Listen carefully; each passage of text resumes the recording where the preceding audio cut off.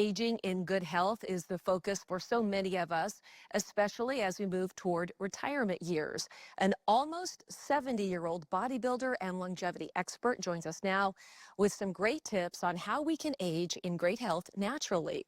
Edward Jones joins us now from Chattanooga, Tennessee. Edward, thank you so much for joining us today. Thank you for asking me. What is your background and how did you become a natural health pioneer? Let's start with that. Wonderful. I've been in the field of nutrition since I was 21 years old, and here I am, be 69 very soon, and actually have counseled clients, owned nutrition a store, been involved in data, in studies, actually came out with products myself.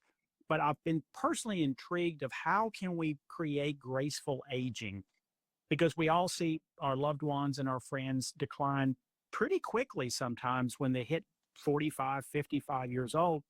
And even if they don't have seemingly the quality of life that many of us would wish that would be better as we age. And so I have a plan, at least for myself, and certainly when I counsel clients and others, as to how can we do this, because the general population is aging way too fast.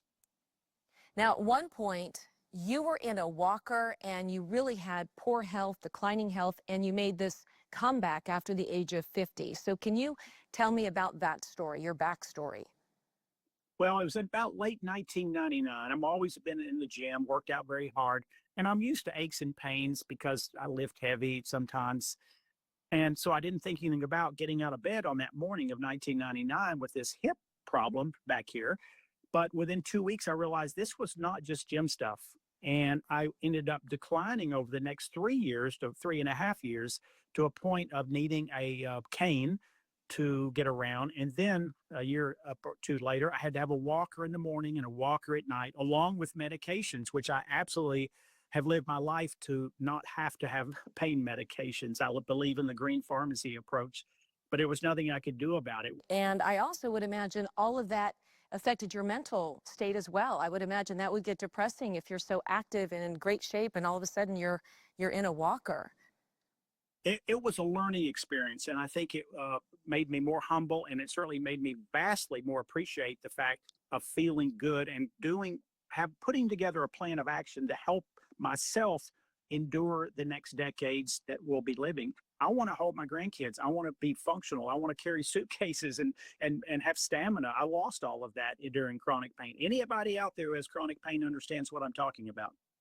So can you then tell us about how you got involved in bodybuilding and then how important this weightlifting process is really no matter your age and especially as we get older? I think you're hitting on a point that data has now confirmed that the number one metric for longevity is muscle strength. It is, because the less strength we have, that is correlated with more mortality and certainly less quality of life. The only two things that truly help in regard to women and men as we age to maintain muscle, because muscle's an organ and we need it to be optimal, is maintaining higher levels of good quality protein and lifting weights 4 times a week in the gym. Many women think, oh, I don't want to get bulky. That will not happen. I've been in the gym since I was 14 years old, and so that's 55 or 60 years, and it doesn't happen that way. So I encourage women especially to do the weight training for their longevity, preventing osteoporosis, but also living longer. Can you talk a little bit about this term called peak span? What is it? And I know you specifically try to share strategies that help us extend peak span.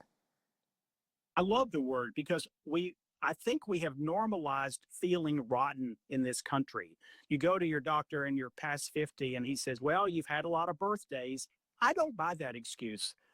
We did not used to feel as poorly as we do, and we didn't have melancholy in our mood and anxiousness and insomnia and all the parts of this puzzle until we were about 80. But now it's hitting decades earlier, and peak span is the plan of action that I want people to put together in order to create graceful aging, stay strong, be positive. And, I have my days. I have days where I don't feel like I'm 30 years old, because most of the time I do feel 30, but 95% of the time I feel so good with stamina and energy and sleep. I had problems with insomnia. I've got all those taken care of.